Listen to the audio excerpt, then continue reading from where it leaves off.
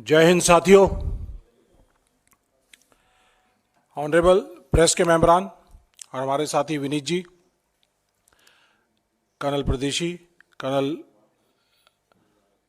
प्रमोद कुमार जी और बाकी हमारे जितने भी साथी यहाँ पे हैं, सबका स्वागत और धन्यवाद। साथियों, देश बड़ी गंभीर परिस्थितियों से गुजर रहा है और जैसे ही युवा, महिलाएं, सारे वर्ग परेशान हैं, उसी तरह से हमारे देश के सैनिक, देश के पूर्व सैनिक, उनके परिवार, वो मोदी साहब की मार झेल रहे हैं। मोदी साहब का झूठा राष्ट्रवाद, झूठा देश प्रेम और झूठा सेना का प्रेम ये देश को गलत दिखा रहा है। देश में दिखा रहे हैं, लेकिन उनके एक्शंस उसके बिल्कुल विपरीत हैं। वो अपने देश की सेना को, सैनिकों को, उनके परिवारों को कमजोर कर रहे हैं, देश की सुरक्षा को कमजोर कर रहे हैं। आज का सैनिक अगर कमजोर होगा तो सेना कमजोर होगी, और अगर हमारे सैनिकों के परिवार, अगर उनको विश्वास रहेगा कि देश उनका लुक आफ्टर करेगा, तो सैनिक अपनी जान देने के लिए सरहद पर तैयार है। भारतीय सेनाएं वर्ल्ड की बेस्ट, श्रेष्ठतम श्रेणी में आती हैं। हमारे फौज के इंस्टीट्यूशंस को डिस्ट्रॉय किया जा रहा है।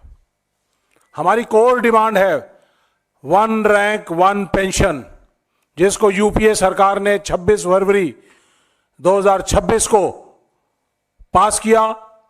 पार्लियामेंट के दोनों सदनों के अंदर इसको पास किया गया और आज 1 रैंक 1 पेंशन का मजाक बना दिया है इस मोदी सरकार ने। 1 rank and hundreds of pensions, ऐसा मजाक बना दिया है। देश की सरहदों पे काम करने वाले सैनिक अगर डिसेबल हो जाते हैं तो उनकी डिसेबिलिटी का मजाक बना दिया है। हजारों की तादाद में मिनिस्ट्री ऑफ डिफेंस के केसेस जो डिसेबिलिटी फौज ने दी, उसके खिलाफ ministry of defence supreme court में जा रही है। देश का सैनिक कैसे लड़ेगा अगर उसकी डिसेबिलिटी के इश्यूज को एड्रेस नहीं किया तो कैसे? तो साथियों, पहले हम लेंगे जो 1 रैंक 1 पेंशन है, उसमें मैं आपको अपने मोदी साहब का, मोदी सरकार का सच दिखाना चाहता हूं। सच या झूठ, यह फैसला आपका है। 2015 से 14 से लेके और 2024, आज से कुछ दिन पहले रेवाड़ी में उन्होंने रैली की थी, उसके बीच का सच आप लोगों को दिखाना चाहूंगा। तकरीबन 3 मिनट का वीडियो है, 2-3 मिनट का वीडियो है, तो जल्दी से आप विल गो थ्रू इट। तो उसके बाद आप खुद अंदाजा लगाइए कि मोदी जी का सच है या झूठ है। वीडियो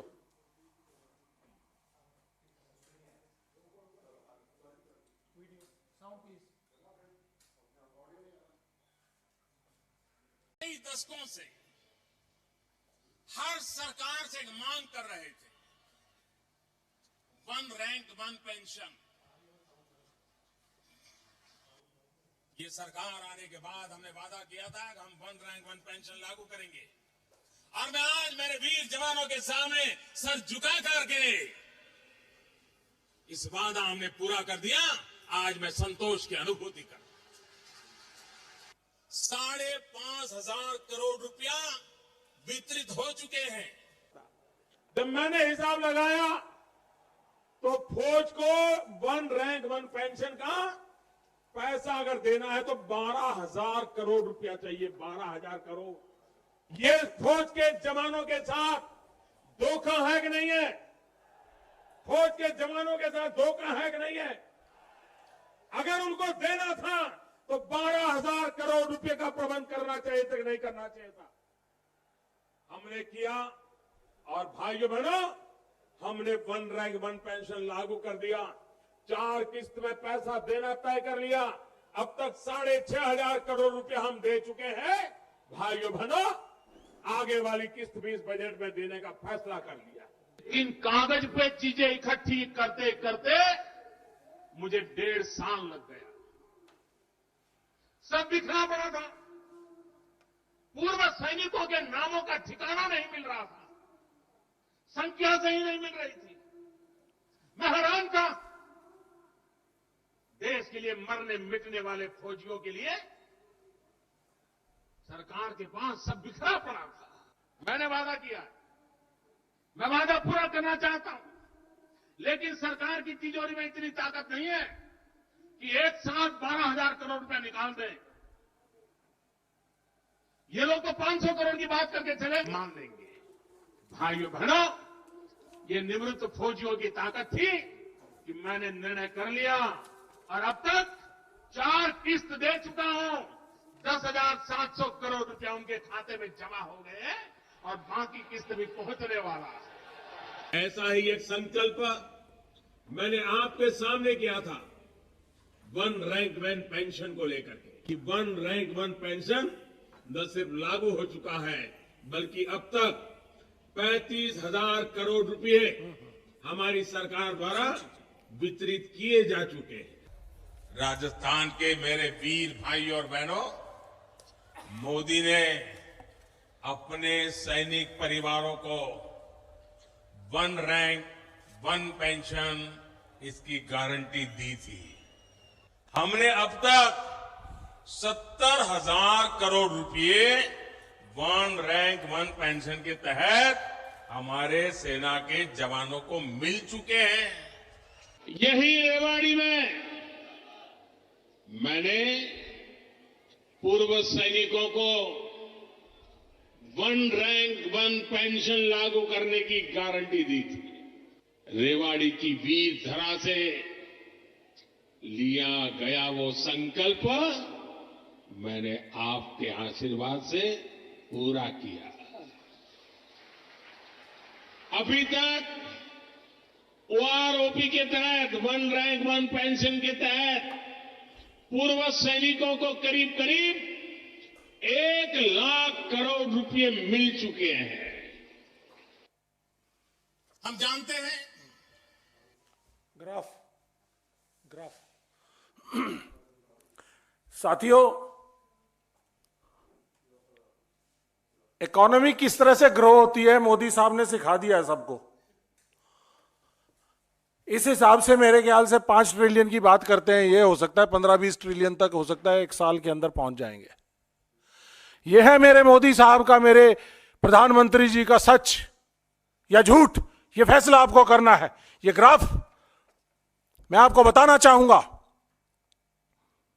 कि 2014 के अंदर जब हमने वन रैंक वन पेंशन की लड़ाई लड़ रहे थे तो पूरा मसौदा तैयार किया गया। टोटल खर्चा इसके ऊपर 8,300 करोड़ रुपए आना था। 2015 में जब इसको इंप्लीमेंट किया गया मोदी सरकार द्वारा, तो इसके बहुत सारे पहलू जो है वो हटा दिए गए और 5,300 करोड़ टोटल आउटले जो है वो पास किया गया। उसके बाद 2017 में, 18 में, 19 में ये बढ़कर 2019 में बढ़कर ये तब तक टोटल सिर्फ 17,000 करोड़ के आसपास होना चाहिए था। और OROP 2 आने के बाद ये ज्यादा से ज्यादा 23,000 करोड़ रुपया होना चाहिए था। ये मेरी प्रेजेंटेशन नहीं है, मिनिस्ट्री ऑफ डिफेंस की 23 दिसंबर 2022 की प्रेजेंटेशन है, जिसके अंदर कहा गया 23,000 crore one rank one pension के लिए निर्धारित है आज तक। तो साथियों, उसके बाद अक्टूबर 2023 में राजस्थान के चुनावों के अंदर झुंझुनू की रैली के अंदर बताया 70,000 करोड़ रुपया दे चुके हैं। और अभी कुछ दिन पहले रेवाड़ी में रैली हुई थी, तो उस रैली के अंदर बताया 1 लाख करोड़ से ज्यादा दे चुके हैं। मोदी जी, देश को झूठ बोलना बंद करें, देश की सेनाओं के साथ झूठ बोलना बंद करें। आप जुमलों की सरकार चलाते हैं। देश के सैनिक जुमले नहीं, ना तो बोलते, ना सुनते और ना समझ सकते। देश के सैनिक अपनी सरहदों के ऊपर अगर यही जुमले देने शुरू कर दे, झूठ बोलने शुरू कर दे, तो ये अग्रेशन और ये सरहदें हम महफूज नहीं कर पाएंगे। मेरे सैनिकों से झूठ बोलना बंद करो। आपने अपने कॉरपोरेट के साथियों को आज तक 14 लाख करोड़ से ज्यादा आपने उनके कर्जे माफ कर दिए हैं। एनपीए जो है उनको माफ कर दिया गया है। और क्या आपके पास अपनी सेना को देने के लिए 23,000 करोड़ नहीं है? 23,000 करोड़ आज तक टोटल दिया गया है। और उसको कहीं पे आप 70,000 करोड़ बोल रहे हैं, कहीं पे आप 1 लाख करोड़ बोल रहे हैं। और इस तरह से जिस स्पीड से आप चल रहे हैं, तो शायद हो सकता है कि पूरा का पूरा डिफेंस का जो 6,50,000 करोड़ का जो बजट है, उसके बारे में भी आप ये बात करेंगे 2024 के इलेक्शंस के अंदर कि यह सब कुछ हमने 1 रैंक 1 पेंशन के अंदर दे दिया। क्या यह सही है? सवाल पूछना चाहिए आपको पत्रकारों।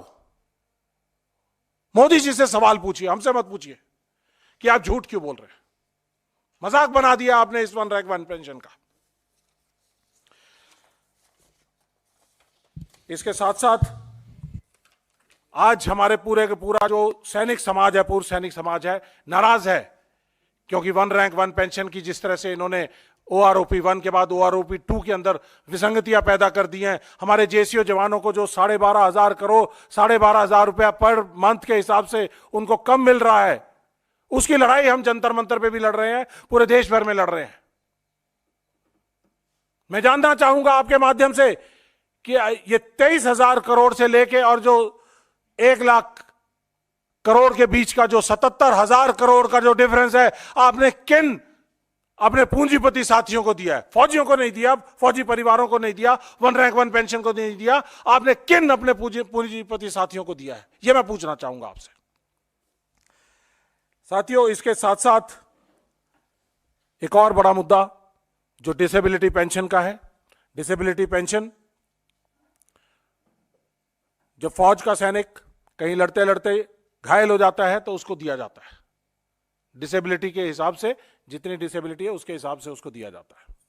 उस डिसेबिलिटी पेंशन के लिए इन्होंने एक नई पेंशन स्कीम लेके आए हैं, जिसके अंदर डिसेबिलिटी को खत्म कर दिया गया है। डिसेबिलिटी पेंशन अब डिसेबिलिटी पेंशन नहीं रही है, इसका नाम दे दिया गया है इम्पेयरमेंट रिलीफ।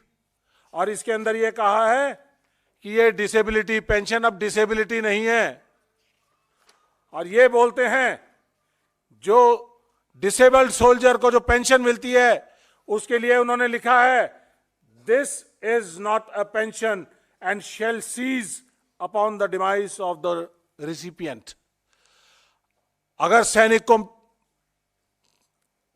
पेंशन मिल रही थी, डिसेबिलिटी पेंशन, तो डिसेबिलिटी पेंशन मिलने के बाद अगर उसको उसका देहांत हो जाता है तो उसके परिवार को उसके पूरी पेंशन मिलती रहती थी। फैमिली पेंशन के तौर पे उसको 40% कम किया जाता था। लेकिन आज उसको ये डिसेबिलिटी पेंशन का जो पोर्शन है वो 0 हो जाएगा। मोटी मोटी बात इतनी है कि अगर 100% डिसेबल्ड सोल्जर को 100 रुपीज पेंशन मिलती थी, तो 100 रुपीज उसको डिसेबिलिटी पेंशन मिलती, 200 रुपया।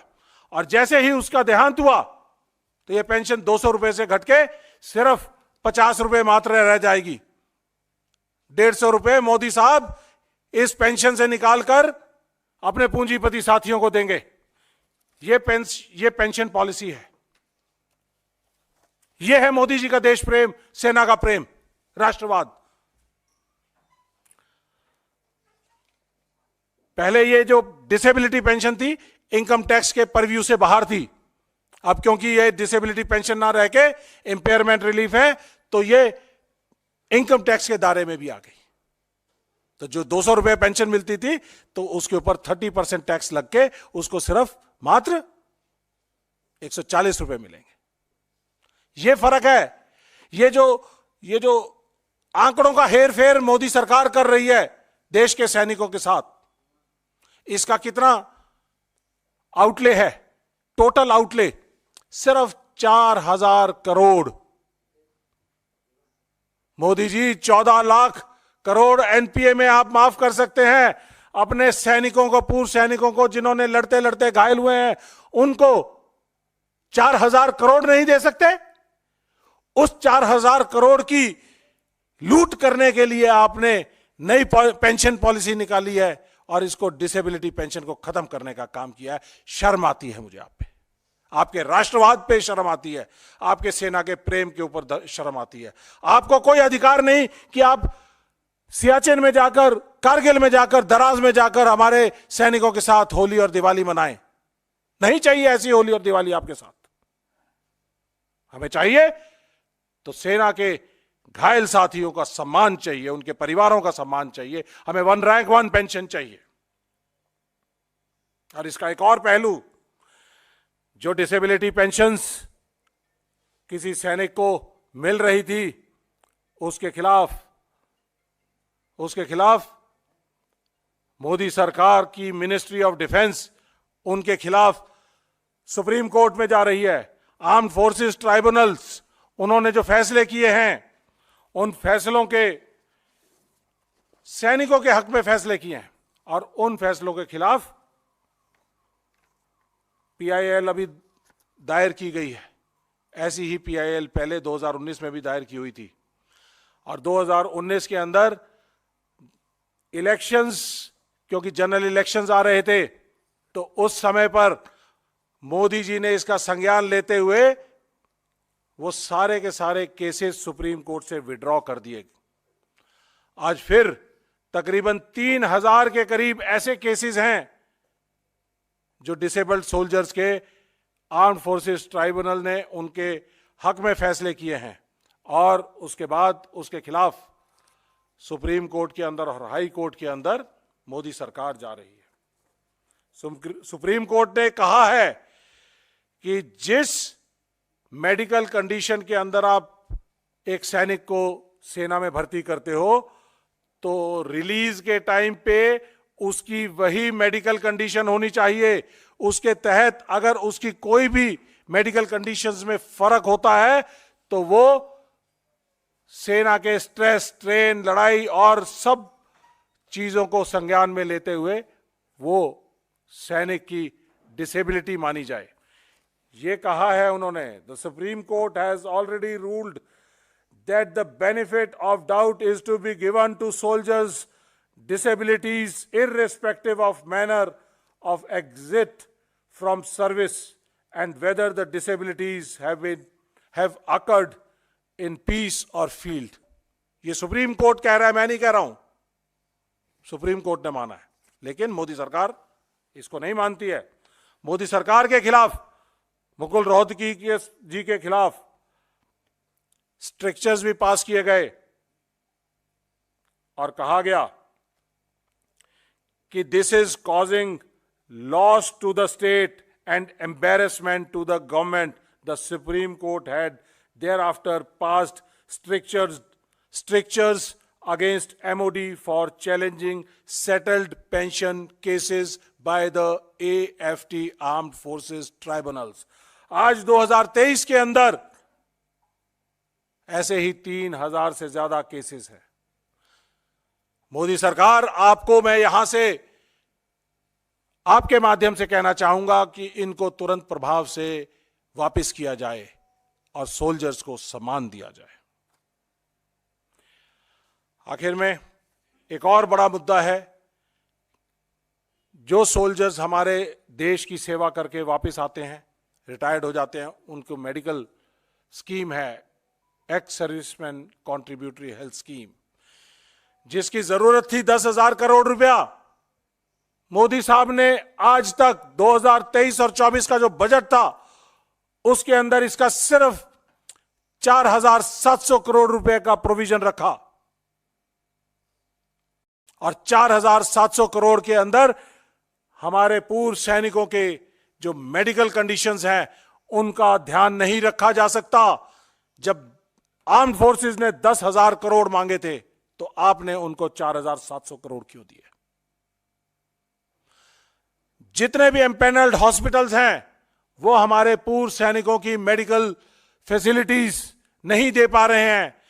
उनके 6,000 करोड़ के बिल लंबित हैं, और जब पूर्व सैनिक वहां पर अपनी रख रखाव के लिए, अपनी हेल्थ कंडीशंस के लिए जाता है तो उसको वापस कर दिया जाता है कि अभी सरकार ने पैसे नहीं दिए हैं तो इसलिए आपका इलाज हम नहीं करेंगे। पहले सरकार को बोलिए कि पैसे दें तब हम आपका इलाज करेंगे। क्या आप अपने पूर्व सैनिकों के साथ ऐसा व्यवहार बर्दाश्त करेंगे? मेरे ख्याल से नहीं करेंगे। देश के पूर्व सैनिकों ने अपना यूथ दिया है देश को। आज कोई 70 साल का, 80 साल का, 90 साल का है, उसका ध्यान रखना, उसका इलाज करना, उसकी हेल्थ कंडीशंस का संज्ञान लेना, ये देश की जिम्मेदारी है बुनियादी तौर पे। और देश की बुनियादी आप लोग टैक्स दे रहे हैं, लेकिन मोदी साहब इस पैसे को साइफन आउट करके अपने साथियों को, पूंजीपति साथियों को दे रहे हैं। लेकिन देश के पूर्व सैनिकों के इलाज में जो पैसा चाहिए वो नहीं दे पा रहे हैं। तो इसमें मोदी सरकार से कहना चाहूंगा कि जल्द से जल्द, आपके पास 10-12 दिन बचे हैं, जल्द से जल्द ये 6,000 करोड़ रुपए दीजिए ताकि हमारे पूर्व सैनिकों का इलाज हो सके, हॉस्पिटल्स की लायबिलिटीज को खत्म किया जा सके। और नहीं कर सकते हैं तो आपको सत्ता में बने रहने का कोई अधिकार नहीं है। आप नहीं कर सकते तो कांग्रेस सरकार आने को तैयार है, इंडिया गठबंधन आने को तैयार है। 2024 में आपका जाना तय है और कांग्रेस और इंडिया गठबंधन का आना भी तय है।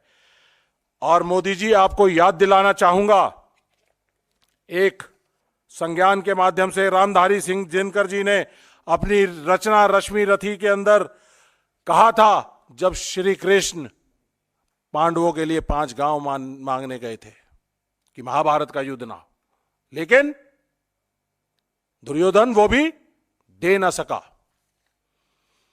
मोदी जी, आज पूर्व सैनिक आपसे अपनी सही असली वाली 1 रैंक 1 पेंशन जो यूपीए सरकार ने 26 फरवरी 2014 को दोनों ही लोकसभा और राज्यसभा में पास करवा कर दी थी, हमें वो 1 रैंक 1 पेंशन चाहिए। हमें कोई भी विसंगति 1 रैंक 1 पेंशन की नहीं चाहिए। हमें समान एमएसपी सभी जवान, ऑफिसर और जेसीओ की चाहिए। हमें डिसेबिलिटी पेंशन जो पहले थी वो डिसेबिलिटी पेंशन चाहिए। आपकी ये इंपेयरमेंट रिलीफ नहीं चाहिए। हमें देश के पूर्व सैनिकों के इलाज के लिए जो 10,000 करोड़ रुपए का आउटले था वो पूरा का पूरा चाहिए ताकि उनका इलाज किया जा सके। और अगर नहीं दे पाएंगे तो पूर्व सैनिकों ने और देश की जनता ने फैसला कर लिया है कि आपको 2024 में चलता करेंगे।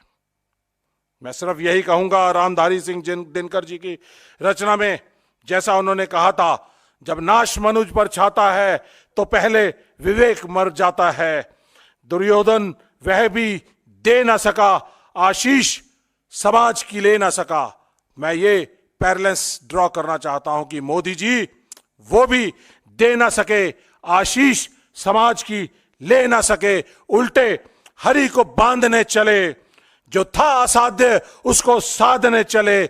जब नाश मनुज पर छाता है तो पहले विवेक मर जाता है। अपना विवेक जगाइए मोदी जी, वरना पूर्व सैनिक समाज 1 करोड़ 16 लाख लोगों का जो परिवार है वो आपको यहां से चलता करने के लिए तैयार है। धन्यवाद।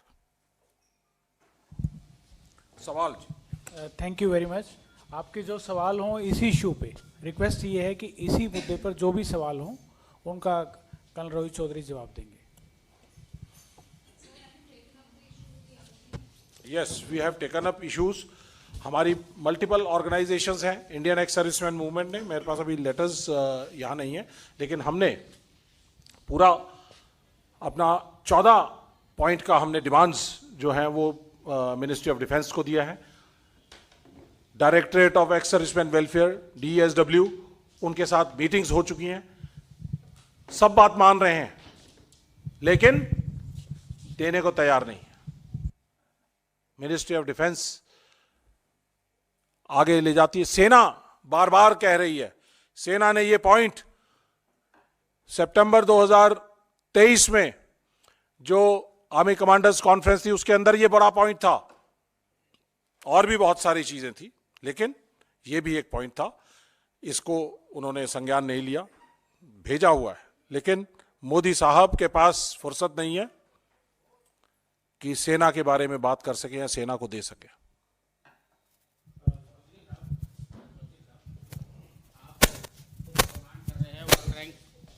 वन रैंक वन पेंशन की डिमांड कर रहे हैं। आप ये कह रहे हैं कि 2014 में यूपीए गवर्नमेंट ने जो पास किया था, और अभी आप कह रहे हैं कि मोदी जी ने जो दिया है 23,000 करोड़ रुपया दिया है, तो what is the difference between both? देखिए, वन रैंक वन पेंशन का बड़ा सिंपल सा डेफिनेशन है। ये मैं आपको थोड़ा सा आप लोगों के समझ के लिए मैं आपको ये 26 फरवरी 2014 का यूपीए का ये ऑर्डर है, इसके अंदर एक डेफिनेशन दी गई थी। वन रैंक वन पेंशन बड़ा सिंपल, समान रैंक, समान लेंथ ऑफ सर्विस, समान पेंशन, चाहे वो कभी भी रिटायर हुआ हो या आगे कभी रिटायर होगा, सबकी सेम पेंशन, ये माना गया। लेकिन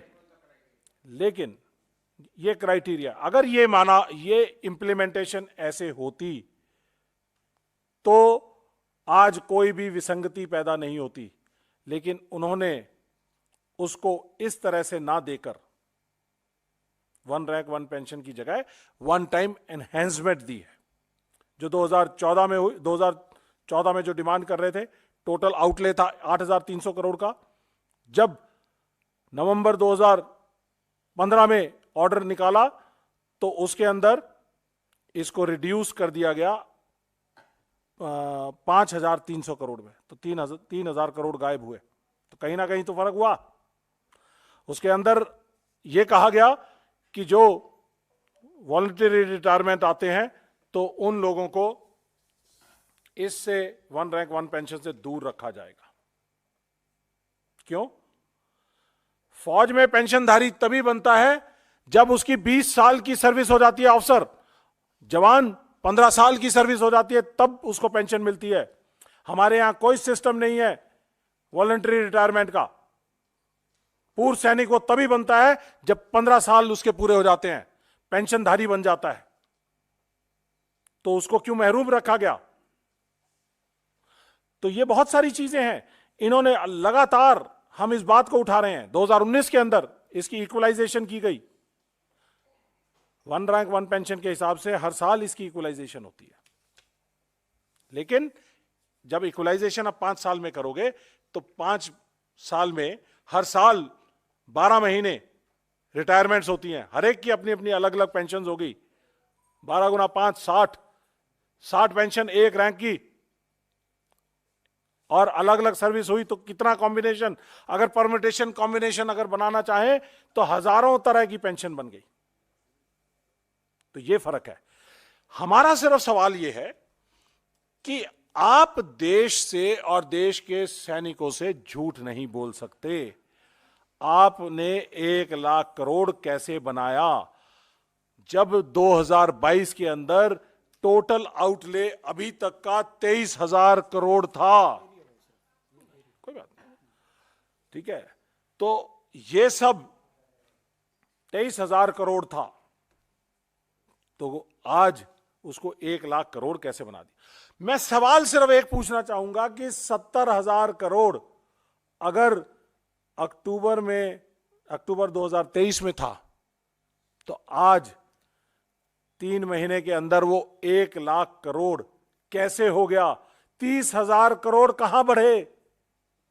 इतनी स्पीड से तो मोदी साहब, मेरे ख्याल से अगर हम 10 साल की जीडीपी लगाएं तो 10 साल की जीडीपी भी नहीं बढ़ सकती है। ग्रोथ रेट कितना? 33%। जीडीपी का ग्रोथ रेट क्या है? 6%। तो आप 33% तो 3 महीने में बढ़ा गए। तो क्या किसको बेवकूफ बना रहे मोदी जी? दिखता है सबको, सबको समझ आता है। आप लोग पत्रकार बंधु हैं, बताइए। Thank you very much.